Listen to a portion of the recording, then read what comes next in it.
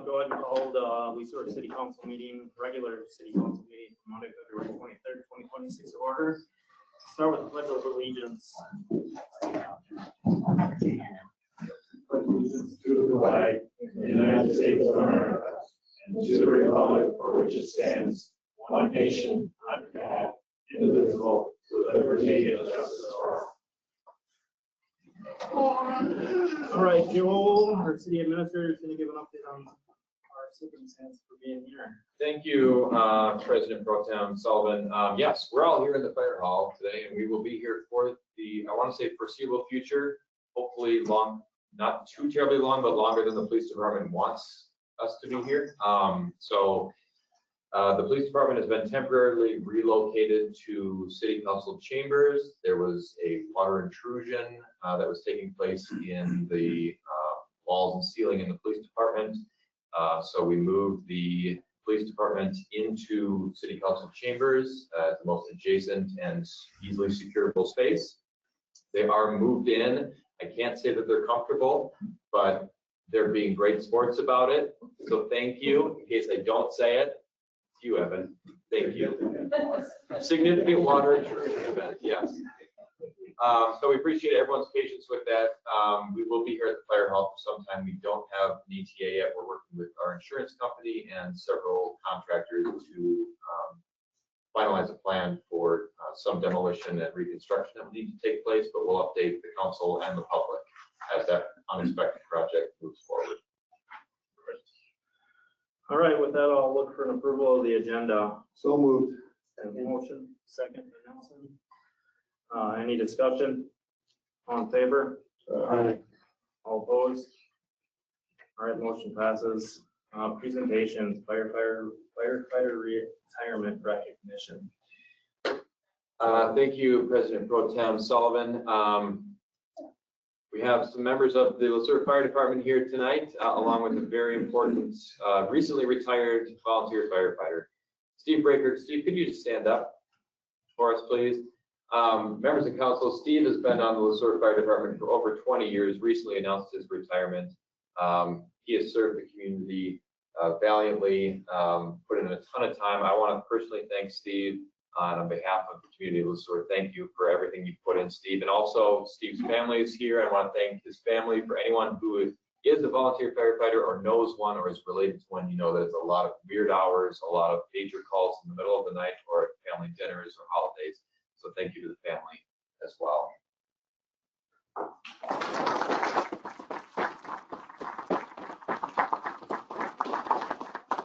Steve, on behalf of the City Council and the Mayor, who is absent tonight, show my appreciation for your service to our community. Been in your shoes, it's thankless work. It's been my honor to serve the department, to serve this community. 20 years with a fantastic group of guys going through it. Couldn't ask for anything better. Incredible support from my wife and my daughter. We all this dedication, this support. Thank you. Thank you.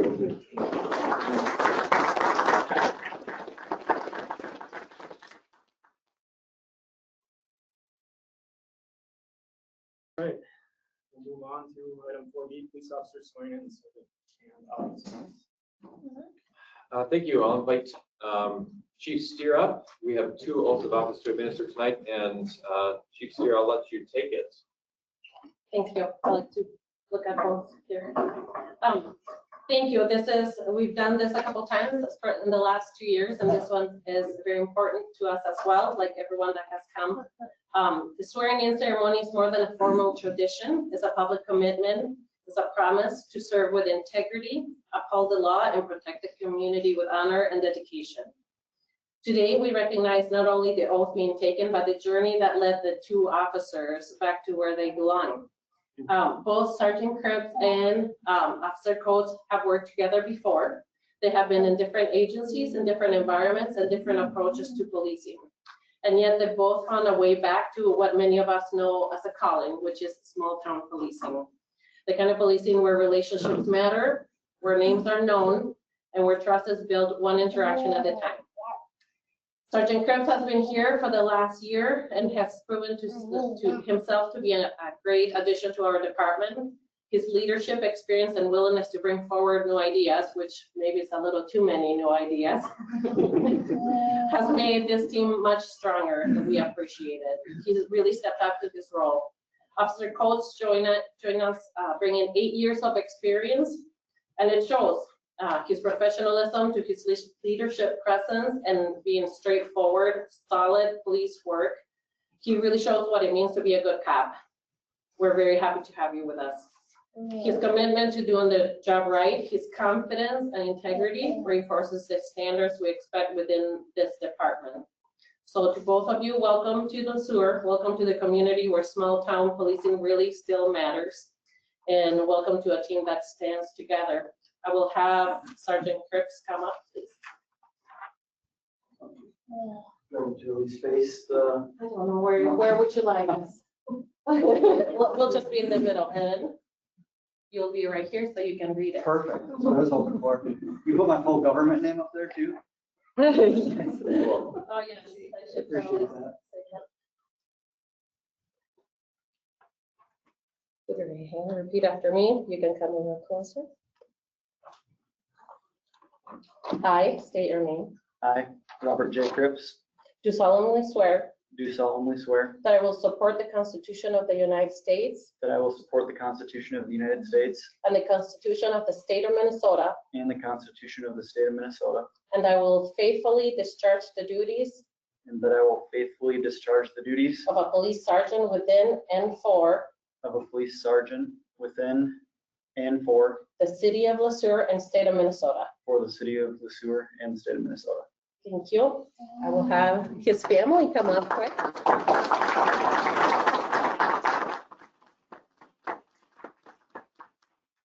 you guys fighting for it? Should I just throw it up since you got it? and see you Do it together. So you do it right there and then you can close it. Make sure that you don't stab him too hard. Right there. Get out of the way.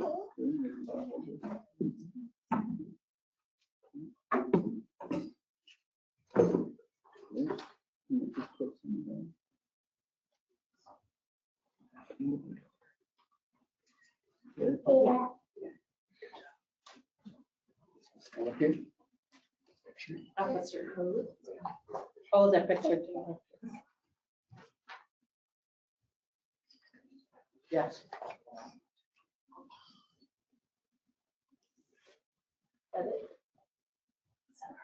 And they're not 0.5. Yeah.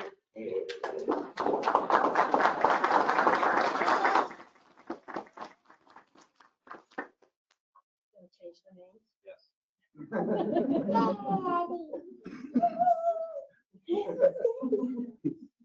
Okay, right hand. I state your name. I, Ian Coates, Do solemnly swear do solemnly swear that I will support the Constitution of the United States that I will support the Constitution of the United States and the Constitution of the State of Minnesota, and the Constitution of the State of Minnesota, and that I will faithfully discharge the duties and I will faithfully discharge the duties of a police officer within and for the city of LeSueur and state of Minnesota.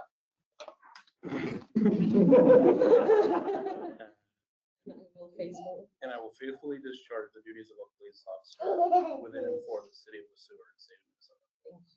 Thank you, Chief.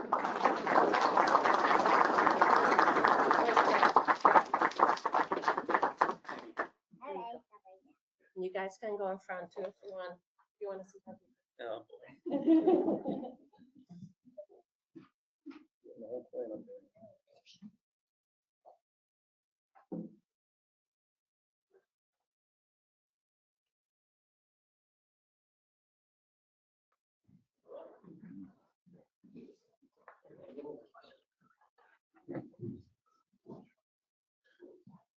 Put your vest underneath to make sure it doesn't. I did. Put some extra cardboard there too.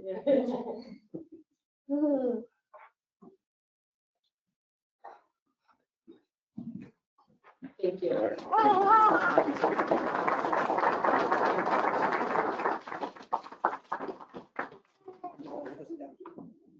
We can step out if you choose to, or you can stay in throughout the entire.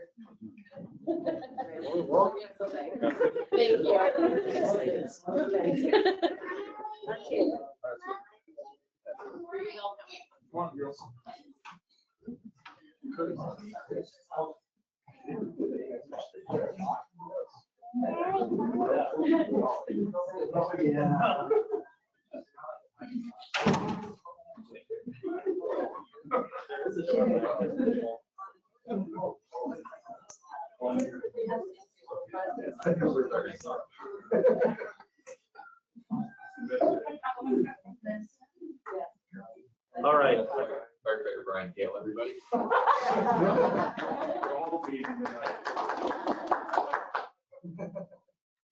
right, we'll move on to item number 5, the consent agenda. Jody, you want to go through that with us? I would, thank you. First on tonight's consent agenda is approval of city council minutes from the February 9th, 2026 work session. Next is approval of city council minutes from the February 9th, 2026 regular meeting. Third is approval of disbursements that should say through February 23rd, 2026. It's correct in your packet, it's just not correct here. Included in those disbursements, there's 4 items over $25,000. The first is to Advanced Engineering, AE2S, for the water treatment plant design that was included in the 2025 and 2026 water CIP, $59,176.25.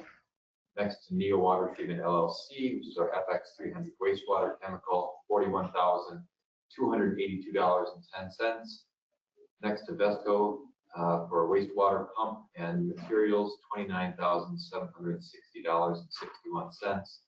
And finally, to Waste Management for January 2026, refuse and recycling services, $26,079.34. D, approval of payment application number 3 for the box hangar construction project to RAM Contracting. And finally, item E, approval of 3 charter commission appointments. All right, any questions on that? Not, I look for a motion to approve. So moved. The motion, Second. second, any further discussion? Not all in favor? Aye. Motion passes. We'll move on to 6, public comments. Looking to speak tonight? Sure. No. Come on up, to the podium. Say your name and address, please. Brad Neesmith, 278 Elmwood Avenue.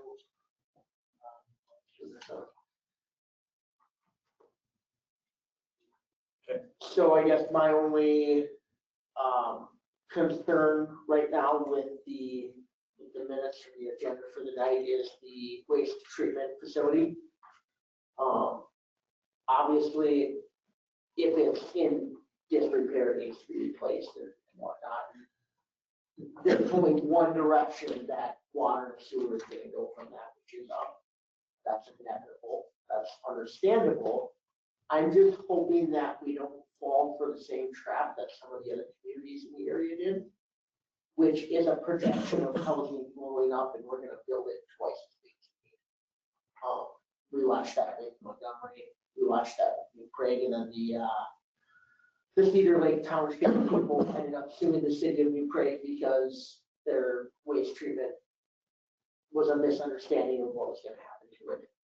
And I believe we have a similar agreement with Henderson. No? Okay, never mind. No, we separated from that a few years back. Gotcha, okay. So that's. They're still a user, but they're not. Okay. Contract with them. And my only hope would then be if, however this was designed, that hopefully it was modular, that we can add on to it if our growth does require 10, 15 years, 20 years, whatever that be. So that's all I have. Appreciate the feedback. Thank you. All right, with that, we'll move on to city administrator update. Thank you. First, don't forget to sign up for Smart Hub. Thank you. We, last week, Tuesday, February 17th, I attended, and I won't add too much unless Councilmember Casey wants to add some more. Sueur County had a work session, or a public hearing on their 2050 comprehensive plan. And at that same meeting, the County Board of Commissioners agreed to to terminate the Highway 169 abatement, which is the resolution that City Council adopted previous evening, or previous week. The County Board of Commissioners in turn voted to approve that termination and the new joint powers agreement. Tomorrow, we have a internal meeting to discuss the significant industrial user agreement with AgriPure. We'll be attending a D webinar for the EDA. And Wednesday, we have a fire commission meeting that'll be here. And next week, Mr. Transberg and I will be attending a Rotary meeting and giving a presentation on the electric utility, which we're both very excited about. And then next week, we also have an airport commission meeting that'll be Thursday the 5th. And finally, as we mentioned before, and I can certainly answer questions if there are any, we're continuing to work with both the League of Minnesota Cities and a couple of different contractors to get quotes and estimates on everything that needs to be done in the police department. We're still not 100% clear on what the scope is. The scope of reconstruction will become clear when the demolition crew goes in. But the police department is fully moved into a secure space. The only space within the police department that needs to be accessed by uniformed officers is the weapons room, which is because it's specially secured in the interior room within the police department. So we have not moved that. It's still there. So we'll continue to work through that. Foster and Joel Schmidt and Chief Steer have been working closely on that unexpected project. And that's all I have for tonight. Alrighty, any questions? Now we'll move on to the regular agenda. 8A is the resolution 2026-016, 2027 wastewater treatment facility plan adoption.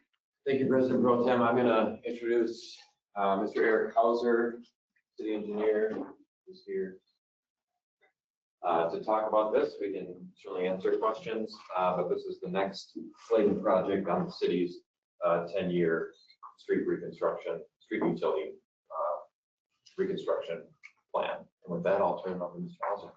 Thank you, Mr. Roby. Good evening, Honorable Council, here tonight to talk about the facility plan for the 2027 Street Utility Improvements Project. So this, just to give you guys some background, this process kind of started in November of 2023. The city adopted a 10-year street utilities capital improvement plan. I think there was a figure in the packet. There's also something shown on the screen there, the screenshot. First project as a part of that plan was the North 4th Street and Catholic Street project that was completed in 2025. Next project identified is that area in yellow, so that's north of Ferry Street, east of 4th Street. That was identified for 2027. Staff has continued to evaluate these needs as time has passed and has identified that this is still the area of highest need. Is recommending improvements for Swan Street, Bridge Street, 5th Street, 6th Street as the next priority. This is based on failing roadway pavements in those areas, undersized and deteriorated underground utilities. I think there's a 4-inch water main. There's been multiple water main breaks in that area. And then lack of storm sewer. I think there's a location out there where there's always water standing due to the lack of storm sewer. So that's kind of the capital improvement plan. And then really a key factor in the timing here is PFA funding applications are due in early March. The facility plan is a portion of that funding application. And so that's the significance of being here tonight. And I'll get into that funding a little bit more as we get through the presentation here. And then the last thing I wanted to make mention of is potential coordination with the EDA considering redevelopment of Park Elementary site. Just some potential coordination, and we'll get into that a little bit more too here as we go. So here's a more zoomed in image of the project area. So the area in blue is what's proposed as a full reconstruction. So that's Bridge Street, 4th Street to 6th Street, Swan Street from 4th Street to Park Lane, 5th Street from Ferry Street to Swan Street, and then 6th Street from Ferry Street to Bridge Street. So these streets are, as mentioned, in the eyes of staff, in need of infrastructure improvements due to those deficiencies. So this would be a full replacement of the water mains, sanitary sewer, extending storm sewer into these areas, replacing the roadway. If there's no pedestrian facilities, we consider adding, in the areas of the Safe Routes to School project, we protect that sidewalk to the best degree possible, during construction. And as I mentioned, this is something that staff feels is a necessary improvement or an infrastructure need regardless of the Park Elementary site. In an ideal world, it'd be good to coordinate them. There could be some efficiencies with the work happening in that area. But then the area in red there shows kind of a preliminary look at a 6th Street extension where roadway utilities could be extended as a part of that redevelopment. Again, everything's so preliminary with that at this point that there's certainly a lot to change, and that's kind of if things worked out, it would be included, but not necessary. And then also wanted to make mention with the facility plan, there's certainly still opportunity to make changes. There's by no means this the final project and what will go forward. Just need to make sure we get something put together and submitted for that application, so we could be eligible for funding in 2027 through PFA.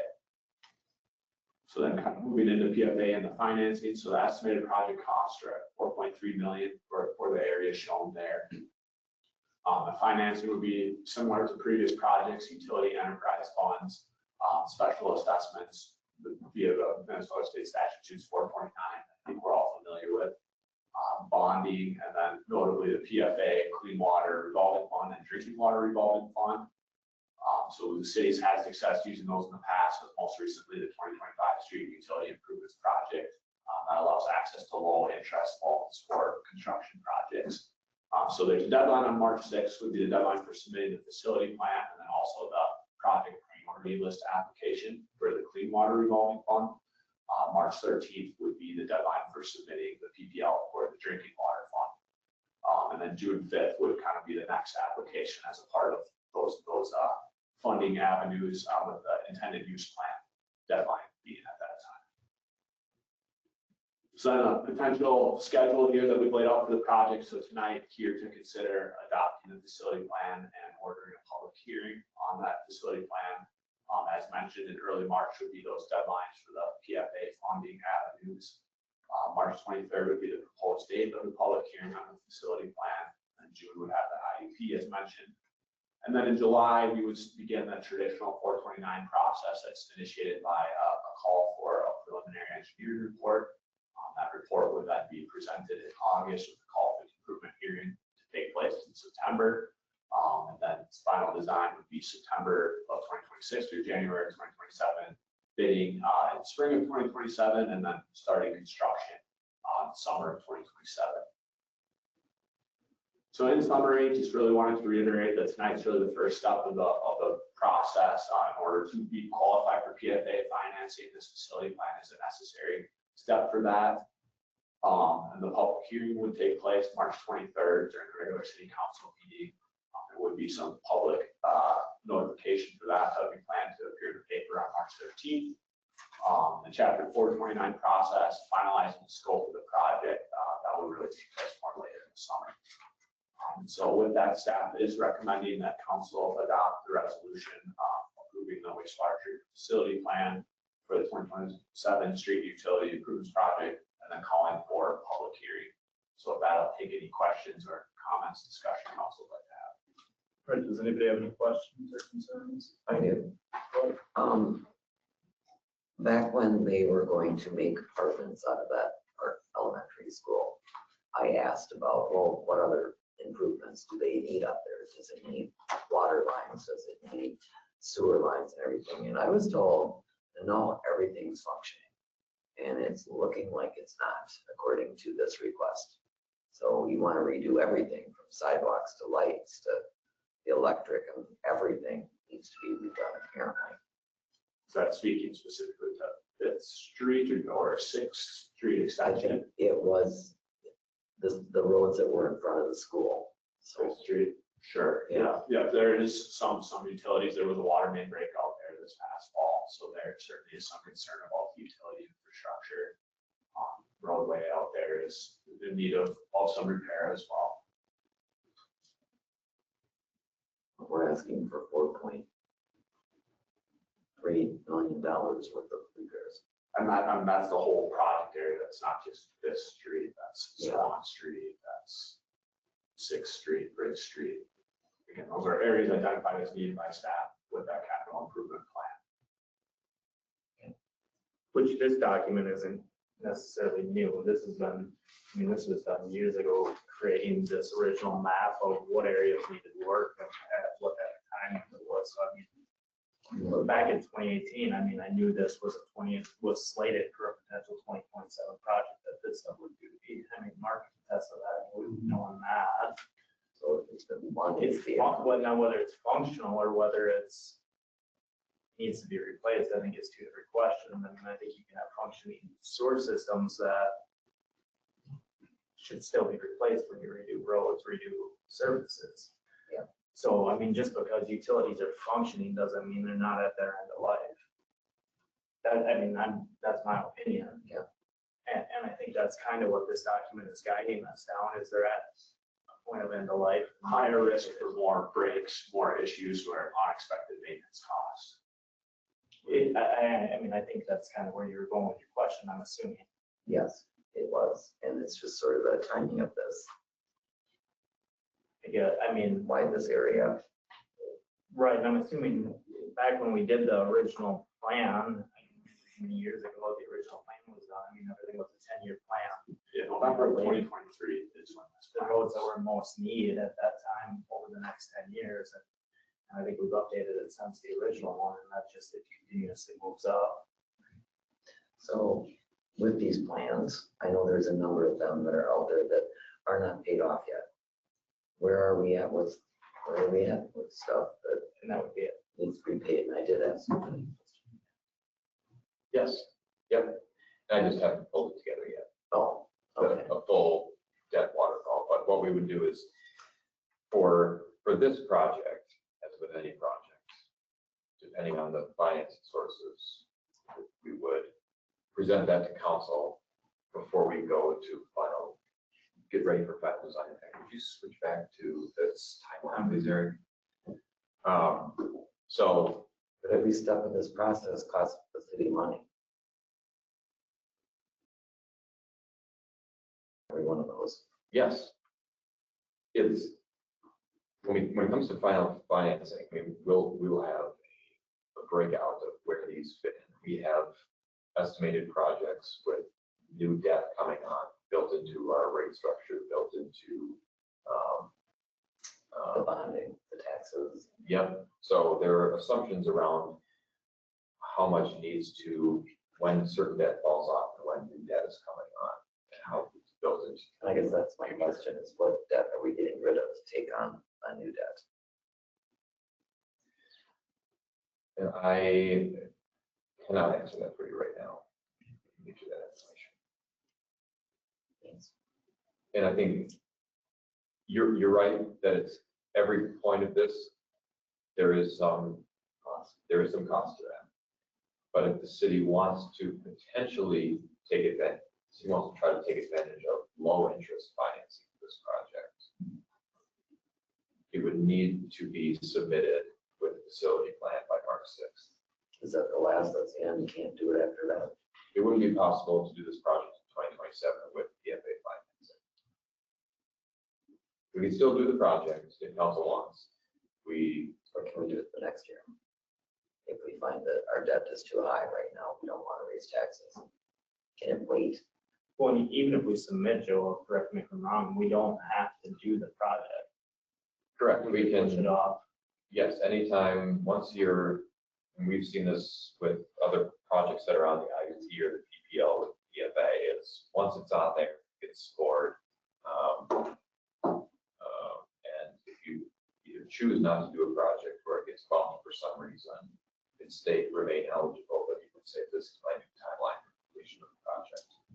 So, and if I'm understanding right, I mean, yeah, we could push it out to next year, but either way, you're gonna spend the money to have Bolton and Meng do that engineering report, submit it, whether you do it this year, or whether you do it next year. So how much We're just money are we essentially talking finding out about where we fall in spending the timeline. this year? Just to get it up to where it's ready to be?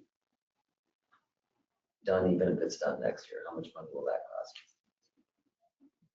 My God.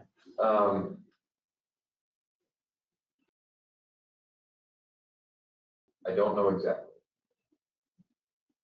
Several $1,000s. Okay, that we don't have in our budget right now, correct? Well, we have room in the budget to prepare for projects like this under consulting, engineering, And the roads. yes, and other things would just get pushed out.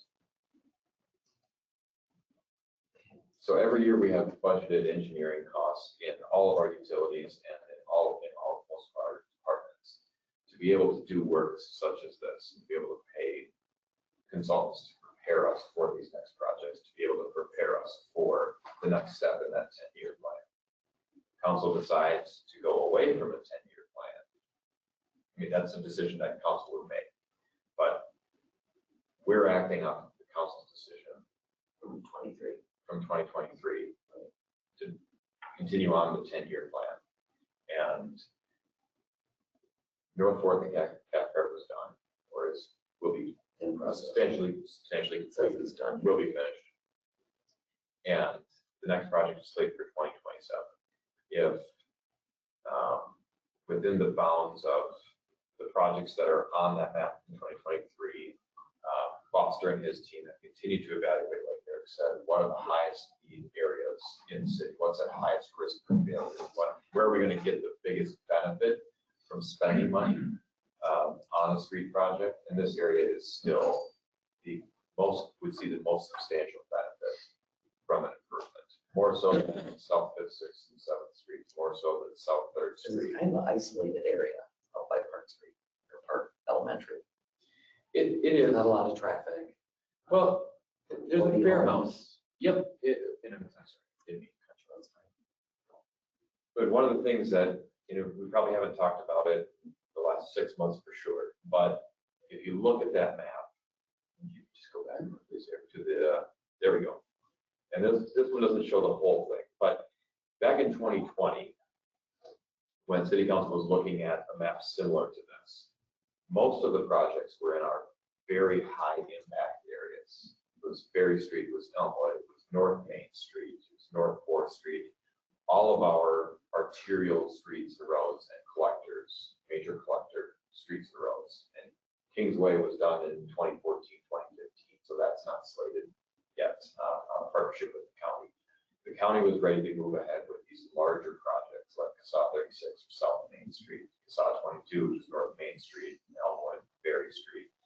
And so we partnered with the county, the city partnered with the county at the time to do those really large, major impact streets. Right. From there, the plan called for, okay, beyond this, once we get past the really big impacts, we are looking at smaller, more targeted impact areas. Yes. Right.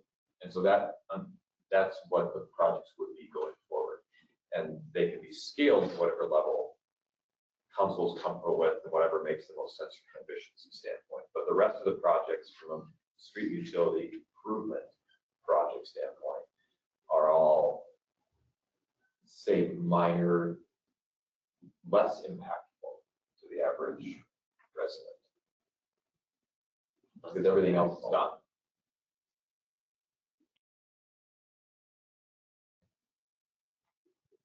I guess I would just like to see how much this is going to cost up until the point where they say, yeah, let's do it this year, let's do it the following year. And that's what I'd like to see. And where are we at with all the other projects that are still we're paying for? Are they paid off? Are they going to be paid off? Are we going to have to raise taxes again? Just to pay for this? One of the things we would, it's probably a more complex answer than I can give right now. Yeah. But for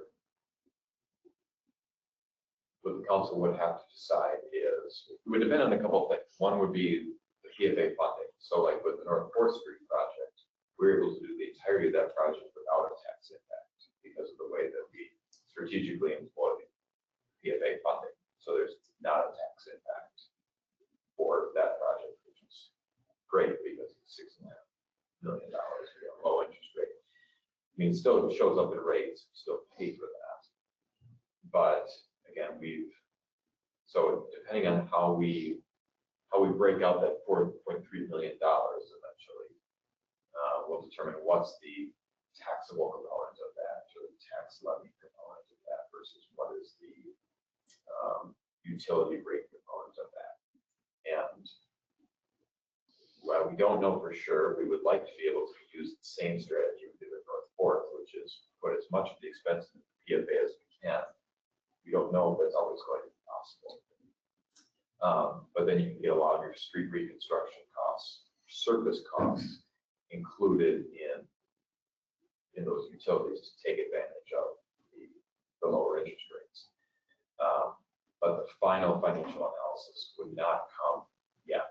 It would be, once we submit this, we get on the PPL later this spring, when we bring it back to council and say, this is what our split looks like. This is what the potential cost for tax impact would be in 1 year. And this is what the X amount is already included in our assumed rates for 2028, 2029, 2030, so on and so forth. Here's where our debt waterfall is changing, and each of these utilities is going to pay for it. Right now, it's effectively an authorization to continue to move forward with the 10-year CIP by applying to the PFA and get this project listed. And then once we're at that point, council makes the final decision on whether to go forward with the process. But that's after spending thousands of dollars on all those steps. Yes. But to be fair, the city council has already authorized spending thousands of dollars to get to this point by the adoption of the 10-year plan. And so, How much have we spent already on this? that's something that I'm just thinking about the money. The taxpayers not happy with, we keep doing projects and raising taxes. This is another one. Any questions? And I hear you, and I'm not gonna rebuttal it, but I mean, I hear just so many people that are happy to see the roads changing over the last 10 years. And the improvements happening, Oh, yeah. and less On complaining the about the major costs. ones. Well, it's just major ones because that's what's been done so far. Right. But I hear, I live up in this neighborhood, and I hear complaints about the water standing on the street corners that the kids have to walk through to go to school when they're walking through a foot of water. And that's one of the things that isn't said to be improved. And that's just one example. I mean, I hear more complaints about that than I do about people paying for the roads. Is that for stormwater? Yeah, because there is no stormwater. Like, there's no place for it to go. Didn't we just, There's never, a stormwater plan? right, and part of that is improving, which is what they're coming to say, to put a plan for. It's all surface. It's all part of it. If that's what the problem is, the stormwater, there should be a stormwater plan. Right, but, and that's what we built to for this process, and that's what we did in 2018, and then again in 2023, is continuously update these plans and continue to move forward with these plans to improve those things. But right now, there is zero drainage up in that area.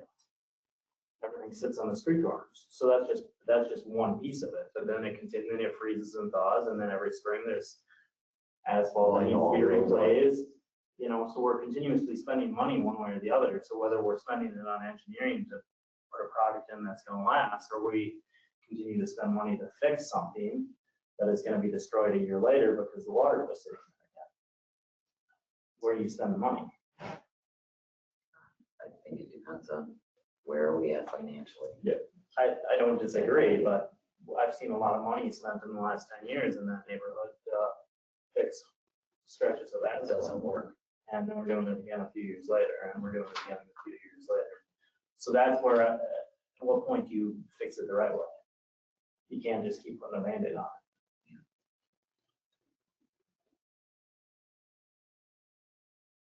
I appreciate. You know, and I appreciate yours. I'm not, and that's what I'm saying. I'm not arguing with what you're saying. I think you bring valid points.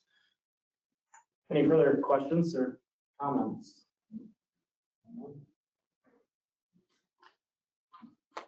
If not, Joe, what are we looking for here? Or Eric? Yeah, what do you ask for? Adoption of a resolution.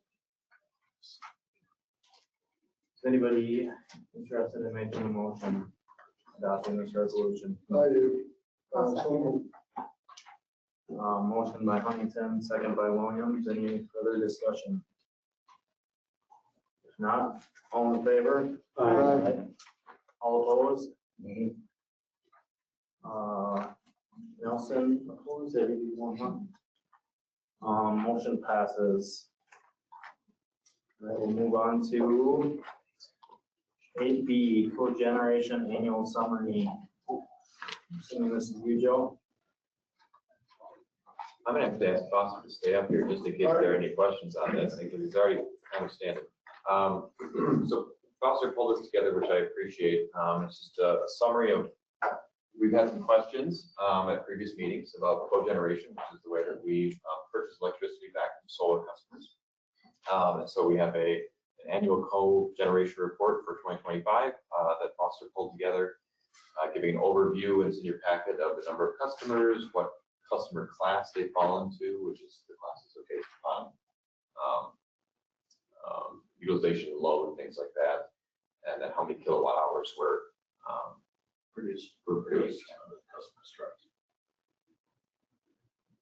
I know, I think last meeting, your council member, Nelson, I apologize. You're asking how many customers we had, so I want to make sure I just got it together. Yeah, I see. Share that with you, and then give you an idea of how much kilowatt hours they're producing. And then, they're all the customers are under 40 kW. And the exciting thing is the city of Sueur did get some grant funding, and we are going to be our own customer. We're going to be putting in solar at the water treatment plant. And yes, the wastewater good treatment idea. facility, so, which will actually save us roughly about, I guess, 12% of our electric load, on average per month, per day, for a water treatment plant, and about 6% for wastewater plants. We need to do something about the heat. Heating in the winter, very expensive. Any other questions? Right now, we've only got, 16 customers that are on board on this. How many do you anticipate coming on board this coming year and the next year? 2 for sure. That's the one, what I I know. have a feeling it's gonna start snowballing, and we're gonna be seeing a lot more, so. Right, I have a feeling it will, but I don't know. I haven't heard of any other ones, so. One of the things that will have an impact is federal tax credits. One of the reasons why it was important for Foster to burn the midnight oil to apply for the grants at the time that he did, the city to take advantage of it, is the federal government sunsetting a lot of federal tax credits. That even though we don't pay federal income tax, we're still eligible for those grants. So depending on, a lot of people get solar, kind of qualify for some grants or some tax rebates or refunds, and depending on which way those winds shift, that will play a role as well. All right, any other further questions, comments? If not, I'd look for a motion to accept the 2025 annual cogeneration report as presented. A motion and a second. Any further discussion? Not all in favor? All opposed? Motion passes. All right, the next item, 8C, resolution R 2026-013, cogeneration avoidable cost update. So Foster's still up here, so I'll just give it a quick introduction, and if there are any questions, you can certainly add to it, but this is something else that Foster's been working through. The council adopted the cogen and small power production tariff back on January 26th. There is a chart about avoidable costs that we wanted to add in there. So nothing else in the schedules has changed. Is there anything else you might add on that, Foster? No, I don't think so. It's just really it's the avoidable costs. The costs are what the utility is not paying for infrastructure and for, paying actually to an electric company to get the power. We're actually receiving that power from our cogeneration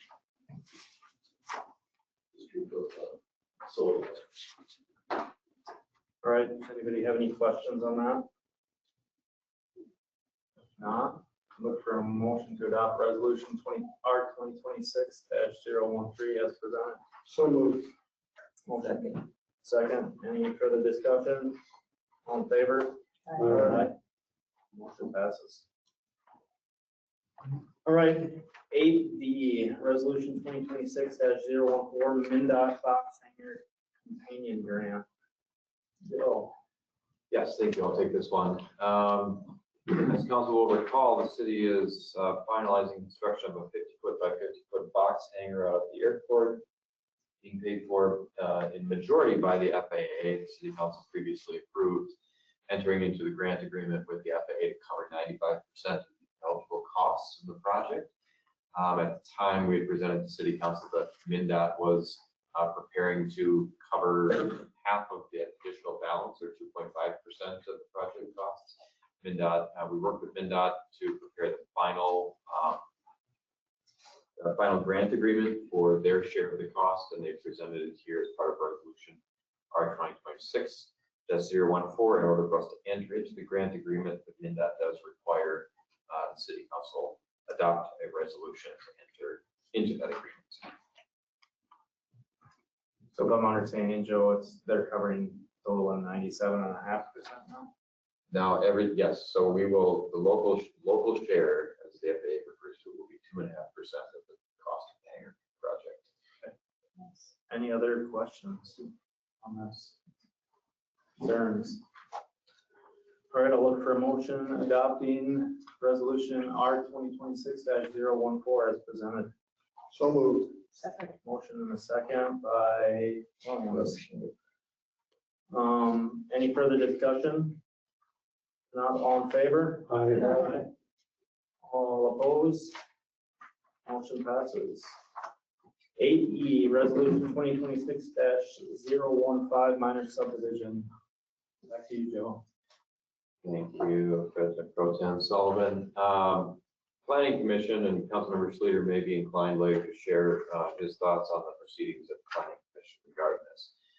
The minor subdivision was applied for by the EDA, and the information and maps are in your packet. It would be too hard to show on the screen here, but as everyone in the room is likely aware, the EDA is purchasing all of one parcel, colloquially known as the hockey stick, along Kingsway Drive, because it looks like a hockey stick. And that's parcel number 21.580.0010, and a portion of a larger parcel just to the south from the Osage School District.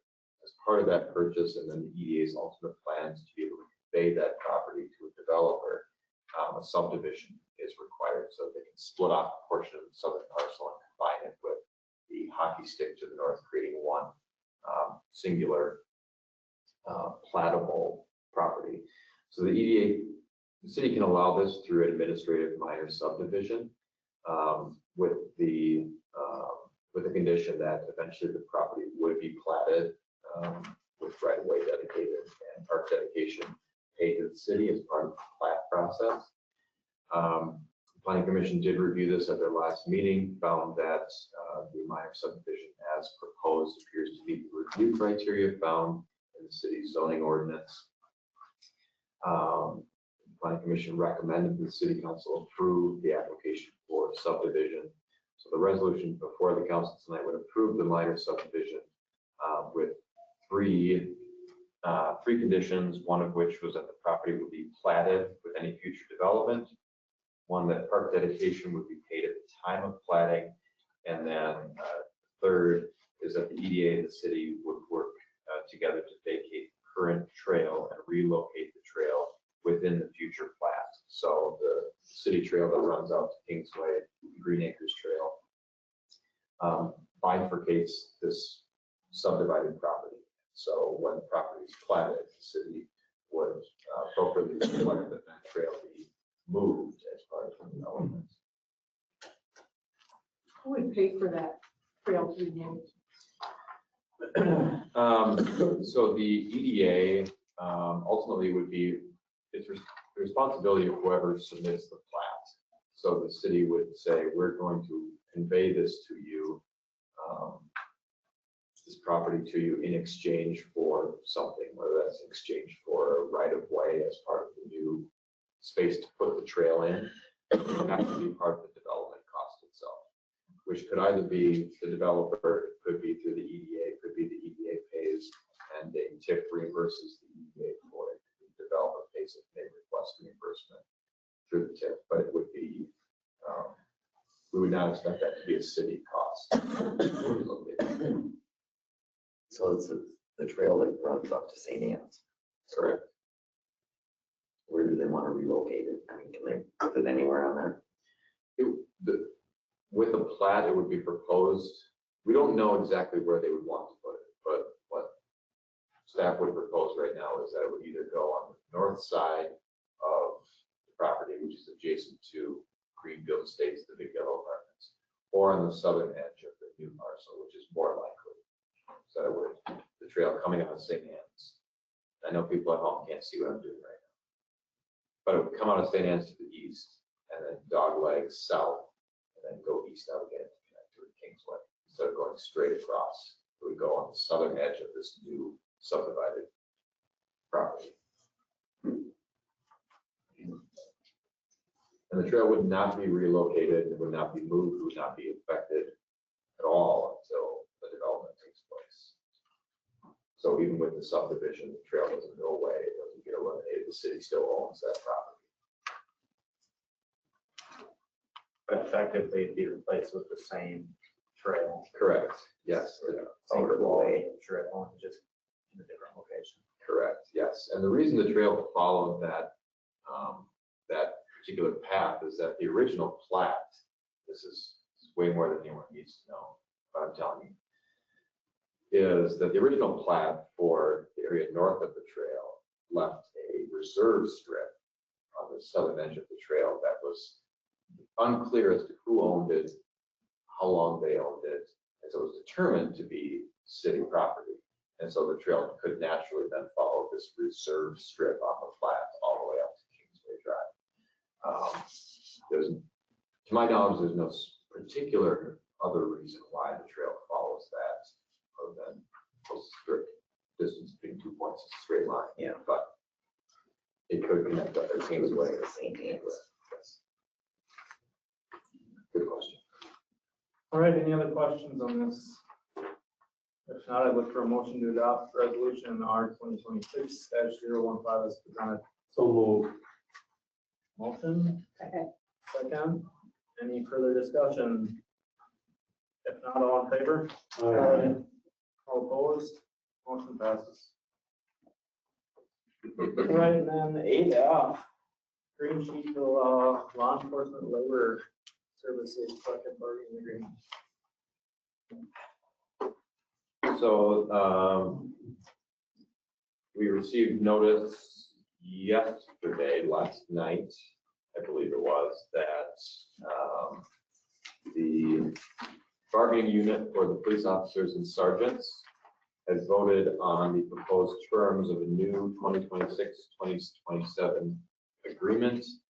Negotiations kicked off last summer. We took a hiatus unexpectedly in fall, picked up again in November. And overall, I have to say the negotiations are positive. We're fortunate to maintain a good relationship with both the business agent and the bargaining unit as well. The terms are summarized here in a memo that I had sent to the business agent for LELS and the LELS steward, Officer Evan Smith, back on February 19th. The remaining terms of the 2024 to 2025 agreement would remain in place. So the notes in the memo identify those areas that are changing in the proposed new agreement. The new agreement again would run effective January 1st, 2026, so it will be retroactive to the beginning of this year, run through the end of calendar year 2027. Primary changes between the two agreements are wage scale, a slight increase to the annual uniform and equipment allowance, granting of some seniority overtime where possible, provision of on-call time compensation to the sergeants. And then there's other items which I won't say are minor, but those are some of the more significant changes between the two agreements. So the request of staff is to contemplating that the union has agreed to these terms would be to direct staff to take these terms and draft and execute the final agreement for 2026, 2027. What would be our other option, Joe? To reject these? Like, Oh, yes. I'm just asking what that other option might be. So other options would be to reject these terms and provide specific direction to staff on different terms to negotiate. In which case, I would request a special meeting with a closed session of City Council to conduct negotiations. Or to draft an agreement and bring it back to City Council adoption at that time. But really all that does is just show the final document as more of a housekeeping item. So what this would allow us to do for the benefit of the union, but also for the benefit of the city, would allow us to confirm that these are the new terms, these are new wages, and we would post the open position that we have at the new wage scale. And then all the officers would then receive their new wages sooner rather than waiting for final draft language. So just to be clear, in here it says this should reflect a 4% increase when we talked about this just earlier. We said that first year, the 2026, is an 8% increase in and of itself. And then the following year was a 4% increase. So it's not 4% a year, as it states here. Well, it's, so in Appendix A, reflect a 4% market scale increase in each year for officers and sergeants. But the scales have been adjusted to remove the bottom step and add a new top step. So scale will go up 4%, but we also shifted what was step 2 is now step 1. And so officers will see the combination of that in year 1.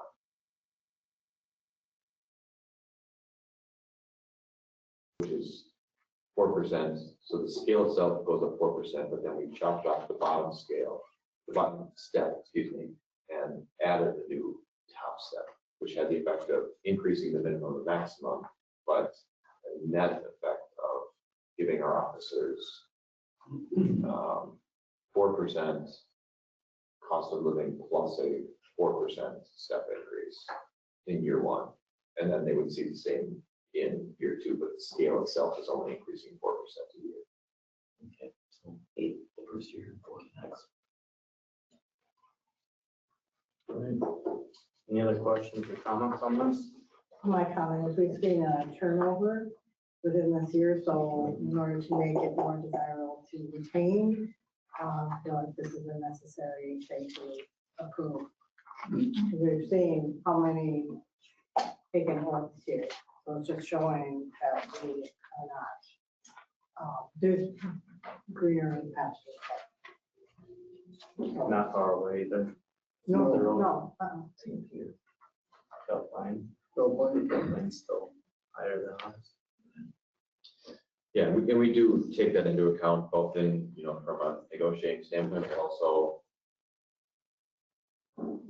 we know that the law enforcement has continued to increase. The wages in law enforcement continue to increase, and nobody knows if there's an end to that. And no agency wants to be the first one to say, we are going to try to stop the acceleration, because as soon as you do that, you will fall to the bottom of the pack. And as much as people may want, our officers love working for the city of Sueur and love this community, there's still a major labor shortage in that field. And so when we compare wages, we compare to agencies bigger than ours, but also agencies smaller than ours, so that we can honestly say to ourselves and also to the union, we feel comfortable where we are. We're not at the top of the pack, and nor are we at the bottom. And so what we try to offer is an overall package that can help us with recruitment and retention. And also keep us from falling behind. Because what council saw 4 years ago now was that the city had fallen significantly behind. And so the 2022-2023 contract was a very significant year-to-year increase. As I recall, it was approximately 20%. So we're talking 4% here. It was a 20% market increase going into 2022 because we had, even over the course of just 2 years, fallen behind what the market was doing. So to avoid falling that far behind, because we have a 2-year agreement, it's important for retention and recruitment to be able to keep with the pack as long as that market is changing. I agree. All right, any other questions or comments? If not, I'd look for a motion to approve the proposed terms of the 2026-2027 labor agreement with police officers and sergeants labor union as presented and direct staff to pursue execution of this agreement. So moved. Second. Motion and a second. Any further discussion? All in favor? Aye. All opposed? Motion passes. All right, let's move on to reports and items of appreciation. Councilmember Huntington. I've got nothing, sir. All right, Councilmember Nelson. Now the big and the last 169 coalition meeting is this Thursday. I'm looking forward to that. Enjoy. All right, Councilmember Schleter. Attended a Region 9 Legislative Committee meeting on the 10th, Planning Commission meeting on the 12th, County Commissioner meeting on the 17th, which included public input on the comprehensive plan, the chamber meeting on the 19th, and an EDA meeting earlier tonight. Upcoming, I have a Region 9 Personnel and Budget Committee meeting tomorrow. Managing the future floods and droughts in Minnesota workshop Wednesday in St. Peter, the final 169 meeting Thursday up in Shakopee, and Climate Smart Municipalities meeting on Friday. Councilmember Smith. I have attended a planning commission meeting and an EDA meeting earlier today in the last couple of weeks. I want to thank our streets department for quickly cleaning up the streets over our last snowfall. That was amazing. I have not seen it cleaned up that quickly since I've lived here. And congratulations to firefighter Breaker on his retirement. Number Williams. Have a HRA meeting on Wednesday, and I want to say good luck to the high school wrestlers and their quest for state medals. All right, I had an EDA meeting tonight where we approved moving forward with a purchase agreement or a sales agreement with a future developer, hopefully in our community. I have a fire commission meeting on Wednesday here at 5:30. Yes, 5:30. And then just congratulate Steve on his years of service and thank him for his years of service to our community. Congratulate our students officers. Sergeant. So then I look for a motion to adjourn. So moved. Second? Second. All in favor? Aye.